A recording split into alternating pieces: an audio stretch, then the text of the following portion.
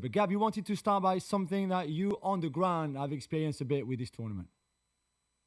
Yeah, it's what a lot of people here are talking in the US, and it's the attendances, because they've kind of been all over the shop. You saw, for example, when Chelsea played LAFC, it was something like 24,000 in Mercedes-Benz Stadium, which is enormous. And people pointed out that when they played Newcastle 2 years ago, they sold it out. Obviously, the Ulsan Mamelodi Sundowns, for those of us who watched it, not only was it delayed by an electrical storm, 3,400 in attendance. Again, you can say it's Orlando. It's a team from South Korea against a team from South Africa. It's something that FIFA are being criticized for. I think it's much more complex than that. And I think we have to realize we don't have a benchmark here. This is not the actual World Cup. This is the Club World Cup. But maybe later on in the show, in the podcast segment, we'll get into this a little bit more, some of the dynamics, and also we're on the website. We'll be doing a deeper dive into this for those who are interested. But Jules, shall we talk about Real Madrid? Xabi Alonso's debut against Simone Inzaghi, also in his debut, and it finishes 1-1 against Al-Hilal. Yeah, and if you had never showed me the bench, Gab, and who was the Real Madrid manager, I would have told you that Carlo Ancelotti did Carlo Ancelotti things, really, and that team did what it did all season long. And it's only then when we saw, at times, I felt a quite frustrated Xabi Alonso, that was quite honest and critical after the game as well on the performance of his player, that you say, okay, it's not Carlo Ancelotti anymore, it's a new manager, and we had high hopes, and this is only the beginning. He's only been there 2 minutes, so let's probably not judge too much on it. But he really felt, I don't know how you saw it, but I felt it watching on television, that he felt very much like what we've seen all season long from Real Madrid. Not much pressure on the ball, out of possession. With the ball, not much creativity either. They score a goal on transition, which is what they're really good at, let's be honest here. And that's it. And we saw Trent's debut, Dean Huijsen's debut, which have been, some highs and some lows in their performances. But overall, I just felt it a little bit underwhelmed from Real Madrid. Yeah, although they might come back and say, well, wait a minute, we missed a penalty late on. Valverde, of course, Bono coming up big, as if it were the World Cup all over again. I don't know we're going to read too much. You need to read too much into it for those reasons. He hasn't had time to work. It's coming late. They're going to grow into it. We're going to start seeing some of these concepts. But what I wonder is, are we going to see much more of Gonzalo up front? And is this a good thing? No, definitely not. No, I mean, Mbappe had fever. He's still at the hotel. Precaution. Hendrik is injured. I think Gonzalo is there. Like a lot of clubs, they've brought a lot of kids in to be able to play, rotate sometimes. In this case, he was the only number 9 available. You could have played Vini there or Rodrigo, of course, but it was the more traditional one. He got lucky on his goal, which was a tap-in that he almost missed, let's be honest here.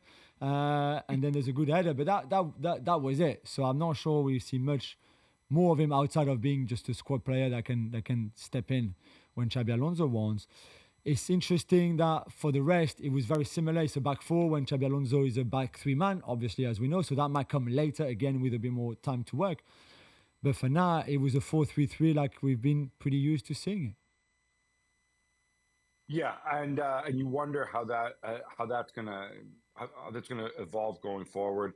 Like, there's a ton on his plate. I'm not gonna be in any kind of position of judging Real Madrid and Xabi Alonso's work right now. What is pretty evident, though, is Florentino Perez was in attendance up in the stands, and people say this competition's about money. Real Madrid very aware of the fact that if they win it, they bring back close to 100 million euros, and that is a big chunk of their annual turnover potentially. So we know that I think the screws are going to start to turn early. Jules, a lot of curiosity about the debut of Trent Alexander-Arnold, who of course from here on out is just Trent. How'd you see it?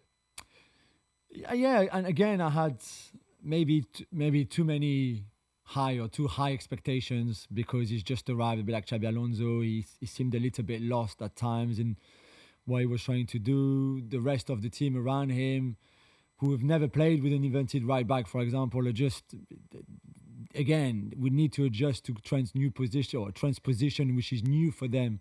So there's a lot of work to do, but I just think if you look at his stats from last night and his usual start, let's say he only played 65 minutes, but in terms of how many touches he got, in terms of what he did with the ball, it's quite similar to what he used to at Liverpool. The problem is it's not what the team was used to have as a right back, and I think this is where the work starts really for Xabi Alonso, not just how to incorporate Trent in there and make him a big part of this team and be a key player with the ball, for example. It's just who do you play around him, what you ask of him defensively. Because again, yesterday, 5 duels, he only won 1, 5 crosses, there's only 1 successful. There's, I think, 89% pass accuracy, but the kind of pass you expect him to make forwards, they were the ones that he missed. There's a great diagonal early on in the second half for Vini, which I think is something that he could really add to this team, but he only did it once. So again, normal. It's normal. There's a lot of work for them to do to make him a big part of this team, but I just don't think it's going to be easy. Let's try to project forward, because I'm trying to figure this out, right? So we know Xabi Alonso's played a lot of back three, and we also know that one of the big issues with this team last year was that the lack of a creative passer in midfield, the post Toni Kroos era and whatnot. None of us believe that Alexander-Arnold's going to go back to playing in midfield, but given the way he plays right back, that he's not somebody who's going to go down the wing and skin you and put in crosses. If he does go to a back three, I'm not sure you really see him in the wing back role. No, you're right. Could he be a third center back who steps into midfield? And I use the word center back very, very loosely. Yeah, I'm not sure he can do that either. And that's the thing. And again, at Liverpool, what made him also very special and good is the triangle with Mo Salah and Jordan Henderson at the time, especially. I think his best season is probably 21-22, even if they don't win the league that season or the Champions League, but it was still very good. And there was that triangle that was so efficient. Who would you play ahead of him? Let's say he said 4-3-3, and that Xabi Alonso for now sticks to that. Who is your right midfielder? Is it Valverde? Is it somebody else? Who's your right winger? Is it Rodrigo if he stays at the club? If it's not, is he an Arda Güler? Is he Mastantuono? Is it Brahim? Is it somebody else that comes if Rodrigo goes? But it feels like to also help Trent and get the best out of Trent, you need to get this triangle right. So not just if it's a back four, back three that suits your team and suits Trent the best. Also, who are those two players who will be the key more than who plays at left back or left wing back or left winger, for example. For Trent, is those two players really that I think will also have a big impact on how good he is for this team or not. That right midfielder will have to help him defensively a lot. Remember Jordan Henderson again. The right winger, like a Salah, could help him to be able to have that freedom on the ball to ping those passes to whoever he wants and be that creative touch that you rightly said he is and they need. But again, if you get the not the right winger, then that might not work out exactly as you want to. So I think there's a lot of thinking, planning, working on to do to get that side of the team right. And then there's all the rest as well, by the way, because we're only talking about Trent, but I'm not sure the rest works that well so far as we saw last night. I think that's exactly it, Jules. I mean, if we're going to go and disassemble the whole team and put it back together again to suit Trent, to suit one player, it's Trent, sure, but there's other players who, I'll come out and say it, are more important than Trent and are better, and the team has invested more in, from Jude Bellingham to Vini to obviously Kylian Mbappe. So you would think if Xabi Alonso is going to be, is going to have to be pragmatic, come up with, ask people to make sacrifices, move things around, surely you would do it for your big difference makers who you expect to be Mbappe, Bellingham, and Vini, not at this stage for your free agent right back signing. So I think it's going to be really interesting how this pans out and how he makes the pieces fit together. And also back three, I'm not sure, even with Heisen and I'm not sure you're going to have the numbers to do that. So I personally would expect them to go 4-3-3, keep things a little simpler, at least for the first few months. Yeah, I agree with you. But Jules, I want to go back to this issue of staging a competition in the U.S. I feel like we're time traveling back to 1994 when there was a lot of debates, about when you schedule the game, who plays when. We've talked about the attendances a little bit. We'll get to that in a minute. One thing that struck a lot of people is the kickoff times here on the East Coast, United States, anyway, are sort of 12, 3, 6, and 9, which is pretty standard. You have a game, and then there's a break, and there's another game, and so on. One of the arguments, a lot of the bigger teams have kicked off at 12 or at 3 o'clock, the big European sides. And the idea is that, it's for television in Europe because it's prime time there. Whereas, those 9 p.m. East Coast kickoffs kick off at 2 o'clock in the morning, 3 o'clock in the morning in Europe. Is this something that you think is intentional? Is this something they should be paying attention to, or to try to get people interested? Because it comes at the expense of making teams go out and play in the midday sun, which is not really a great thing, as we saw from Atletico, as we saw from Real Madrid as well, playing out there on the West Coast with a noon kickoff local time. Yeah, I think you're right. It's an issue, but I don't think it's an issue that you can solve. Of course, you want your biggest market really for this tournament is, again, well, maybe not your biggest market, but it's Europe, but people are going to tune in to watch their teams, or to watch the teams that they used to watch from their leagues, from their country, from their favorite players, whatever. So you can understand why FIFA want Real Madrid to play at 8 o'clock in the UK or 9 o'clock in Central Europe, for example. That makes a lot of sense, more than at 2 a.m. Especially when it's a big game. So when they would play against another European team or a top team, or even later in the competition, is to the detriment of the players and the quality of the games. There's no doubt, Gabby, for sure. We saw a lot of games, those early kickoffs start well, good first half, and then the rhythm drop naturally because it's 40 degrees, the humidity 70%. It's, again, even lunch kickoff time on a Saturday in the UK, some players struggle with it. So imagine just over there in the US with all the thing we've just explained. So I don't know if there's a right answer or if there's a solution to make it differently. I think it's just the way it is, and it will be probably similar at the World Cup as well next year. Yeah, and having games with these earlier daytime kickoffs has had another impact. That's a big impact on attendance, right? Because the thinking is people are at work and so on. People are going to take time off work and whatever. I'm in two minds about this, in the sense that sometimes more than one thing can be true, Jules. Yeah, obviously, if your team isn't playing, the team that you support, but there's a Club World Cup game in your town, are you going to take time off work, blah blah blah, to go and and watch another team? Maybe not. But then again, this is a big country. There's a lot of people. There's a lot of kids. The school has finished. There's no question that they could have done a better job in terms of really promoting the crap out of it. Going to local football academies, bringing kids in, just to put more people in the stands. And I think this has been a learning process. When we see the big European clubs come on tour to the US and they're in sold out stadiums, and there's a lot of work that goes into it from the local promoters and from the clubs themselves, getting their supporters groups out there and whatever, to make sure that the stadiums are full. But those kickoffs are late because those European clubs don't care if back home fans watch at 4 a.m. or not, because some of those games are not even broadcasted in the UK or in France or in Germany or in Italy. And so that's easier then, because you can plan your game at 8 p.m. on the West Coast, for example, which people would turn up. It's a lovely evening in LA. People are out. You go out. It makes sense, because then in that case, you don't really care about European market. Yeah.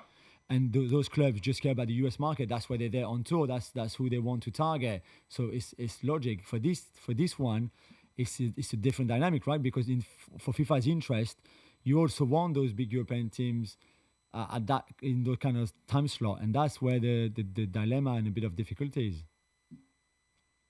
Yeah, I completely agree. And I think this whole FIFA ticketing operation, it just feels as if it's been rushed.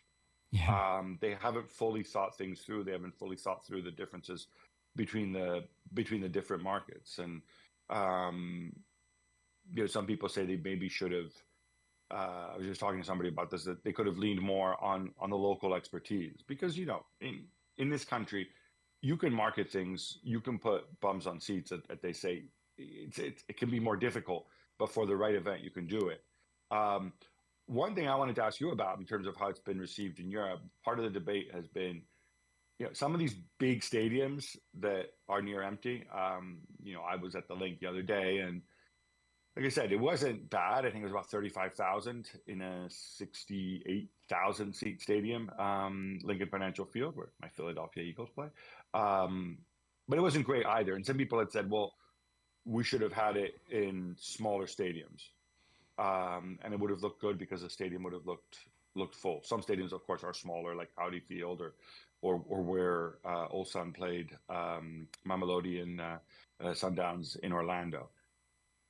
Would you have wanted the MLS stadiums as opposed to the big NFL ones? Yeah, and we've said it. I said it to you on the show before. I can understand the economic dynamic there and what you want from a FIFA point of view and tickets and everything. And of course, a bigger stadium, nicer stadium is better. But it looks better if it's full. It doesn't look that great if it's half empty, and there's a lot of empty seats everywhere. So I've always thought that some of those games could have been easily scheduled in smaller arenas and smaller stadiums, but again, I completely understand the finance side of it, and I've got no issue with it. If it's still better, for example, for FIFA to have 40,000 people in a 70,000 seater than 25 in a 25,000 seater, for example, that I've got no problem with that. Yeah, I think FIFA also made it a point that and that's why they introduced a dynamic pricing, and they got hammered for this because the prices were so high at the start for tickets. But of course, they crashed just about everywhere. They said, we want to make sure that anybody who wants to go to a game can go to a game. We have these big stadiums. It's also a question of seeing how these stadiums work, the logistics ahead of the World Cup. And they say that this was part of the thinking, and they point out that they got crowds of 80,000, right, in LA for PSG and Atletico Madrid, for example, right? Yeah. So they can put them out there. Obviously, Ulsan against Sundowns in Orlando was going to be a much tougher sell, especially when there's an electrical storm. I just hope, Jules, that that they learn things ahead of the World Cup. And there is a lot to learn, because there's a lot going on in this country right now, right down to the weather. We've already had 2 games that were delayed because of weather, which seems crazy in June. So yeah, stay tuned for that. I think it's a learning exercise, and hopefully they get this right come next summer. All right, enough of Real Madrid. How about some quick hits instead? Let's go, Gab. Chelsea roll to a 2-0 win over LAFC as we get to see Delap on his debut coming off the bench. Jules, no miracles from not one, but 2 French World Cup winners for LAFC. Yeah, although I thought they played okay in that second half. Denis Bouanga, who's not one of the 2 World Cup winners, obviously, that you mentioned, who are Hugo Lloris, who played the whole game, and Olivier Giroud came on at half-time. Bouanga had 2 good chances, 2 good saves by Robert Sanchez. But apart from that, it was pretty routine from Chelsea. Not perfect at all. Nico Jackson first started up front, then it was Delap. Delap, I thought, looked really good coming on. His already relationship with Cole Palmer, who they knew each other before from City Academy, and then obviously the under-21, I think is very promising. And we saw a bit of kind of argy-bargy between Bouanga and Neto and celebrations and things like that, winding each other up, which I think is really cool. So I enjoyed that game, Gabby. Yeah, and Chelsea, no question about it. I think maybe except for Enzo, that is pretty much his first choice 11. Manchester City beat Wydad Casablanca 2-0 thanks to first half goals from Foden and Doku. Gab, you were there. How did they look? So they look like they're a lot more talented than the opposition. They had Reinders and Ryan Cherky starting. Uh, they looked an absolute mess, like an absolute cluster mess at the back. Wydad Casablanca, phenomenal fans. A bit like the Morocco fans at the World Cup. Obviously, there's a history there. We saw some neat pyro at one thing, which I know we're not supposed to condone, but it still looks cool in the stadium. Hopefully, it's all safe and whatnot. Um, but yeah, Casablanca they could have had several in the first half every time they go on the break. Now that back four with Rico Lewis and Vitor Reis and Nathan Ake and Nico on the other side, this is not going to be his back four going forward, I would assume. So they have a lot to sort out, but the talent is there on the other end. It'll be interesting how he fits the pieces together. Interesting, too, to see Reinders play in front of the back four.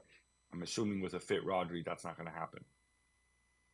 River Plate defeat Urawa Red Diamonds 3-1. And we got to see the much-hyped Franco Mastantuono. Jules, the kid likes to dribble. Yeah, he loves dribbling. Four successful dribble out of the 8 that he tried. To be fair, and maybe it's my fault, I had high expectation. I think a lot of people had to watch him in this first Club World Cup game because the hype has been so big, especially since the move to Real Madrid. So I wanted to see him. I wanted to see a lot, and really, it was a little bit underwhelming. There was some good moments, and you could see that he's special on the ball. Of course, that left foot, his first touches, what he does. It's clearly has a lot of personality as well on the pitch. He switches the ball to Acuna on the first goal, for example, which is great. There's a shot by the keeper, but there was not much else really in his performance. So he's still very young at 17. There will be more. There's more to come from him. But I was just, because we hyped him so much, like Estevao with Palmeiras a few days ago, and we wanted to see, and then we didn't see much. I was kind of left a little bit, okay, let's wait at the next game. But yeah, good win for River. Good performance. They're very solid. They're a good team. Cachardo doing another good job again. Salzburg were supposed to be the ugly ducklings in their group, but they got a win on the debut, 2-1 over Pachuca from Mexico. Fun to see Karim Onisiwo, who's 33, which, to be fair, means 53 in the Red Bull in the Salzburg years, get the winner as well, Gab. Yeah, who'd have thought Salzburg, who everybody was kind of like among the European heavyweights, ooh, what are these guys doing here? And of course, coming off that awful season that they had.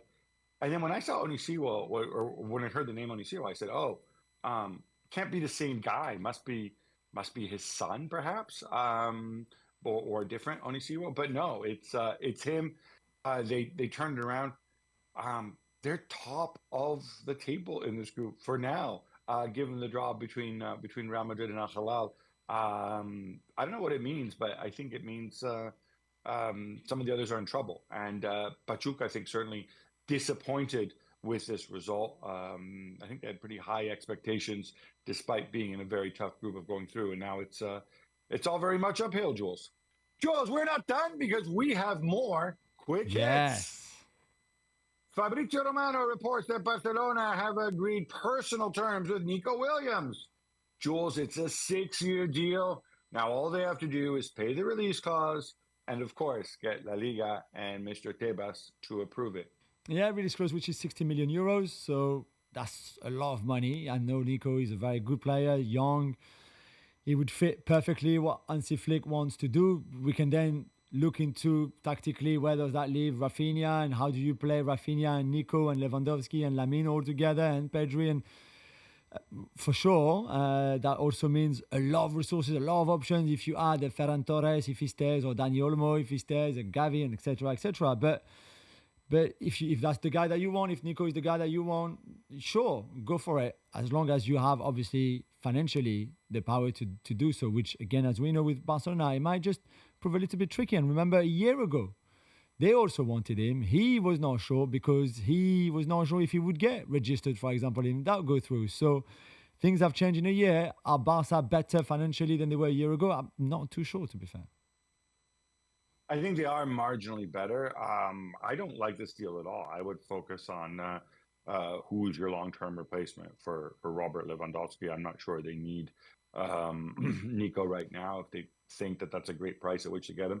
Didn't have the best of seasons in my view. And if he's going to cost you an arm and a leg in terms of salary, what is the implication here? Because, like you said, there's also you can move Rafinha inside, but then you've got Dani Olmo, you've got Fermin Lopez, you've got Gavi, just a lot of bodies there, and I wouldn't want to shift Fermin Lopez or Gavi to make room for Nico Williams.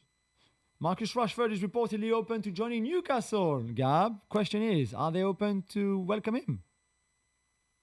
This reminds me, I really do not want to make fun of the people looking after Marcus Rashford and doing his PR, but maybe I will. It's the same people who harassed Gecko into meeting him. Speaking of Barcelona, it's very simple. You are not on wages that are suitable for really any club in the world right now based on your performance level. That's not where you are. And on top of that, you got injured at the end of the season. So, yeah, sure. Newcastle, if you're Newcastle, you might say, yeah, okay, we like Rashford if he's going to cost this much in terms of wages, leaving aside the whole transfer fee that United might want. But, Jules, where are you going to put him? Is he better than what they already have in that role? And this whole sniffy attitude about how he needs a Champions League club. Dude, get a grip about where you are right now. Am I wrong here, Jules? No, I think they're all fair points. I'm not sure if you're from a Newcastle point of view with Barnes and Gordon already there, and all three of them preferring to play on that left-hand side, if that's really where your investment should go, to be fair. I know he had, I was going to say 6 good months at Villa. It was not even 6. He had good times at Villa, better than what we saw from him at United in the last 18 months before he switched to Villa in January. But I'm not sure that's enough for you to change everything that you've been in the last few years. ESPN reporting that Thomas Partey, he's a free agent. He was in talks with Arsenal. It seems those talks have fallen apart, Jules. Is this a big loss? Yeah, I mean, I think he was very good last season, especially in the second half of the season in that holding midfielder role. He's a good player. There's no doubt when he's not injured, and when he had that fit, he was fit for a consistent amount of time. Then you could see how beneficial he was for the team. But if you can't, it's not at all cost that you keep somebody like Thomas Partey, who's I think turning 31 this year. So they could not find an agreement financially. I don't know if he was not too keen on lowering his wages, for example, or how many years he wants in his contract. Zubimendi is coming. You already have also other options in midfield. And I think even if Arsenal don't sign another number 6, for example, they probably they might think that it's okay to go in like the season like that. Or they thought if we can't keep Partey, then we've got a plan B, and let's see who that is. I did at that age on those wages because he was one of the club's highest earners. And with Zubimendi coming in, it really makes no sense. It's a very crowded midfield there. And of course, Lewis Skelly, even though we've seen him at left back, he's another guy who can fit into your midfield pictures where he played most of his career. And you have options. There's Declan Rice. If they sign the striker, there's Havertz a little further forward. So yeah, I would not be concerned here. Another player that could be on the move is Granit Xhaka at Bayer Leverkusen and maybe on his way to Milan. Yeah, I was waiting you to say, he sees Eric Ten Hag's bald head rock up and he says, all right, GTFO, I want to go somewhere else. It's an odd one. In some ways, it reminds me a bit of when he left Arsenal, where he was sort of just kind of determined to move on. Allegri evidently trying to turn back the clock. Granit Xhaka, possibly Luka Modric in midfield. They've obviously decided to build a team that's supposed to win now, maybe abandoning in some ways their long-term project. I think Xhaka was phenomenal 2 years ago. Last year, slightly more up and down, but he's definitely a leader, definitely has personality, and that's what Max Allegri wants.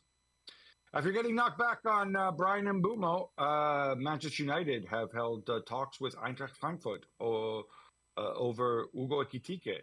Jules, impressed, right guy? So I'm really impressed by Hugo's season with Frankfurt in the Bundesliga. He was really outstanding. You could see the maturity that he plays with now, and I things were a little bit difficult for him in Paris, but he's back to what we've seen before at Reims, the huge potential that he has because he's tall and he's so good technically. There's so many things that he can do all around. He's going to get better and better. So I understand. The question again is that Mbomo and Ekitike are two complete different players. I don't understand how you go from one, missing out on one potentially, and go for the other one as a plan B when they should not even be on the same plans, really. So we'll see. It's another striker linked with United. I don't know which one they will pick, which one they will go to. Ekitike will cost you a lot of money again, and you probably would need to let one of Zirkzee or Haaland or maybe even both go. You've signed Cunha already for a lot of money. So I'm just waiting to see if United really are ready to spend 80 million euros or something like that on Ekitike. You could get Victor Osimhen for less than that. He costs you a bit more in wages.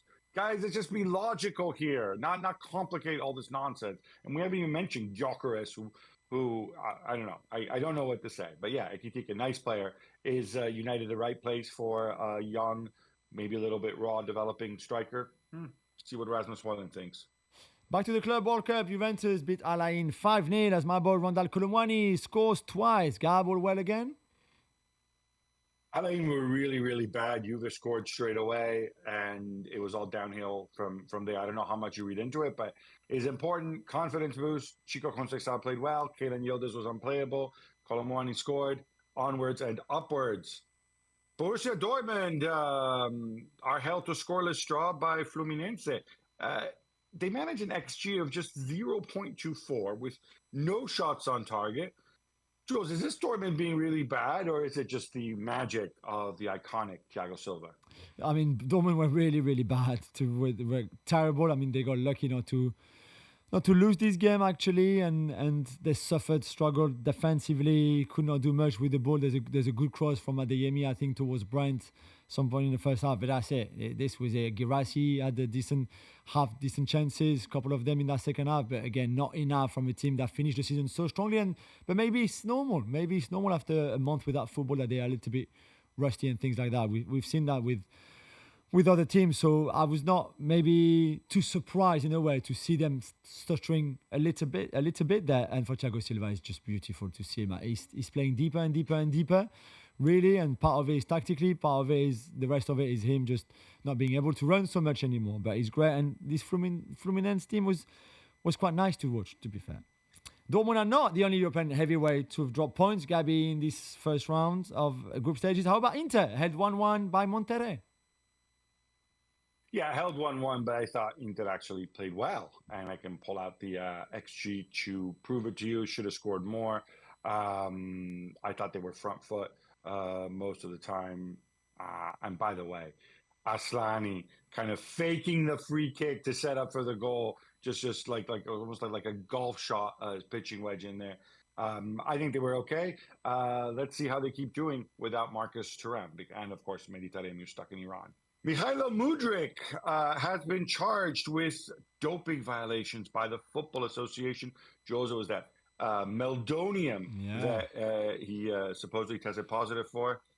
Maximum ban is 4 years. Yeah, 4 years, as we saw in the Paul Pogba case, which I guess in a way is quite similar. So we'll see who will have the right to defend himself. Mudryk, obviously, he said from the beginning that he was that he did nothing wrong in his eyes, so he will have the chance to defend it. To be fair, it's taken a long time to get to this point. So at least there's some movement, which is an improvement in itself. And let's see, all we want really is justice to be done. Whether he did something wrong or not. If he didn't do anything wrong, then bring him back onto the pitch. If he did something wrong, then he obviously will have to pay the consequences for it, which I think is completely normal. But at least now it's the start of that process where he will be able to put a case together to defend himself. Yeah, Pogba's ban was reduced to 18 months, of course. I think the big thing with Mudryk is that Chelsea suspended him, I think back in January, maybe even before that. If he is found guilty and if he is banned, would this count as time served towards his ban?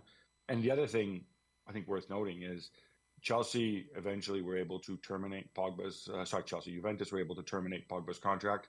I don't see how Chelsea would be able to do that. Or rather, they could, but they would still take a massive hit on his amortization because unlike Pogba, He costs a lot of money, not a free agent. Not everyone likes the Club World Cup, Gav. Liga boss Javier Tebas says that the best way to improve it is to eliminate it. Yeah, he Not a didn't fan. enjoy it at all. Look, I can understand why, right? He's the Liga boss. He looks out for La Liga.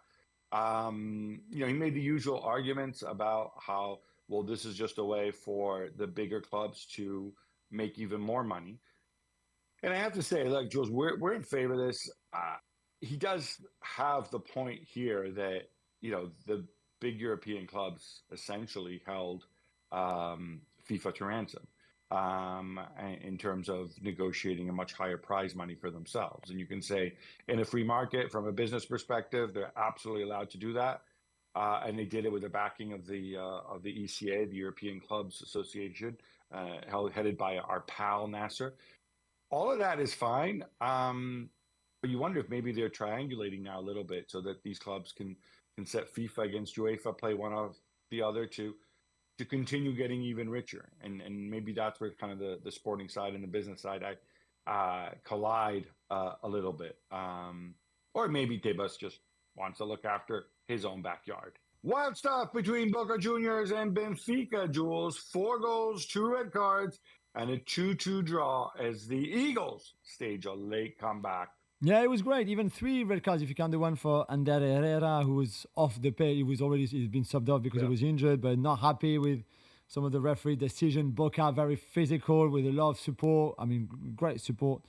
To be fair, and that I thought that was a really entertaining game. You knew that at some point Angel Di Maria would do something, or the Argentines on the Benfica side would do something, and both of them, Di Maria and Otamendi, had big parts to play in this draw, which I think probably flatters a little bit Benfica, because I thought River were quite solid and controlled for most of the game. But Boca even. Yeah, we'll see what comes more next in the next 2 games. Gab, you love your Jorginho. Were you impressed with Flamengo's 2-0 win over Esperance? I thought they looked good.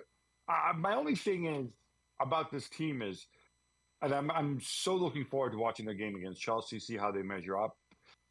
There's so much experience. There's so much individual quality. I mean, you talk about ballers. I mean, when you got Pulgar and Jorginho and George Andrescaeta all there, they can all play the ball, blah, blah, blah. What I wonder about a little bit is pace and athleticism and intensity. So if the game is slower, as it was against Esperance, I think they're fine. But even Esperance had a couple breakaways. But certainly for me so far, they look like maybe the most accomplished of the South American teams we've seen in this tournament, along with River. Don't know where you stand on that, but if you had to guess who can really make a dent, I think Flamengo have to be there. And by the way, so many Flamengo fans everywhere you look, as far as the eye can see. Mikel Arteta could lose one of his assistants, as Carlos Cuesta is reportedly heading to take over Parma. Jules, is it a big deal? I think it's a big deal because he's 29 years old and he has 0 experience on the bench, as proper bench, proper number 1, proper manager or head coach. So this is big. I believe this will be the youngest ever manager in one of the top 2 Italian leagues, divisions. So it would be a big gamble from Parma point of view. But why not? I don't know. He's very bright. Obviously, I know him a bit, and he's clearly very bright, has great ideas, a lot of energy, great man management guy in general, with players, but also with staff and people at club. So if this happens, we wish him good luck, because I think he will need luck in a league that he doesn't know, obviously. But yeah, I in a way I like the out of the box thinking from Parma, even if there's, as we said, a lot of risk. It feels like a huge jump going from, because he's basically number 4 or number 3 at Arsenal, because there's Stevenberg and then there's the other guy as well. Yeah, no, it's a big step up for him. Maybe a bit too early even. Mamelodi Sundowns beat Ulsan HQ 1-0 with a goal from Ikram Reyners. Bagab. This game was overshadowed by the electrical storm that we mentioned a little bit earlier, and a crowd of just over 3,400 fans. Yeah, like we said before, there's not a natural constituency, I guess, of South Africans and Koreans. And the other thing, which I think is also worth mentioning, is unlike a national team where you assume that, like, every Korean who's a football fan within, like, 200 miles of Orlando would want to be there. Many of these Korean football fans, hey, maybe they're not Ulsan fans. Maybe they'll be fans of John Buke, for example, who's Ulsan's big domestic rival, or Pohang Steelers, and they're not going to want to be there. I think these are all part of the miscalculation. The electrical storms happen this time of year. I was speaking to somebody at FIFA who told me every single day since he's been there in Orlando for the last 10 days, you get the same storm at the same time, like clockwork. This is, again, it's one of the challenges of holding this tournament in the year. Manchester United have reportedly fixed their price for Jadon Sancho, and it's scaring folks away, Jules. 25 million euros? That's a lot given the circumstances, no? Yeah, and Chelsea were not ready to pay that after the loan that he had, or pretty much the same, 25 million pounds, something like that. And clearly, it doesn't seem that there's much people queuing at the door to get Jadon Sancho for that price. We know that Napoli, for example, want a player that can play on that left side, and been linked with the likes of Garnacho, for example, with Sancho being an interest of them and Conte. Maybe at that price they think, like, well, actually we'd rather invest in a younger player that will be slightly more expensive in Garnacho, but where we think of more certainties. And I can completely understand that, and the same for the club. So we've been saying for weeks now, good luck to United, really good luck to finding a club for Jadon Sancho, because it's not going to be easy.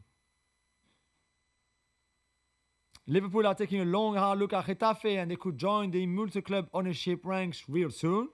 Is that a good choice for you, Gab? I can see why they're looking at Getafe in the sense that, it's in a major European city, easy links in and out. It's a competitive league.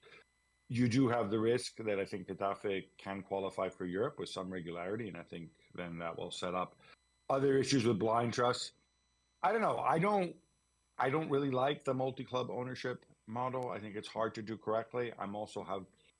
I have some ethical reservations as well in terms of the impact it's had. So far, it hasn't bothered me because most multi-club ownership groups, it just doesn't work. They don't do it well. Liverpool, of course, are smarter. We're told there's a big part of the reason why Michael Edwards came back was that he really wanted it.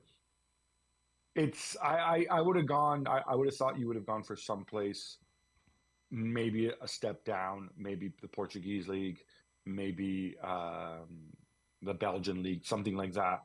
Getafe seems like, we're talking about a mid-table Liga club, and one that's been in Europe in recent years. Olga Carmona leaves Real Madrid to join Paris Saint-Germain. It's a big deal, Jules. I like her a lot. She's one of the best left backs in the world. She's obviously part of this very successful Spanish national team that won the World Cup, and that is very good. She's a great player. She's only 25 years old, so perfect timing for PSG to get her. And I really hope that she starts maybe a bit more ambitious spell at the club, a club that is going to lose some of its best players already, like Katoto, who's going to Lyon out of contract, and change of manager on the bench too. So I really hope this is a step in the right direction, and I'm sure it is. But certainly, you buy a lot of experience, you buy a really good player that can be a leader in that team. The Women's Super League will move to 14 clubs next season. Gab, what's the thinking here?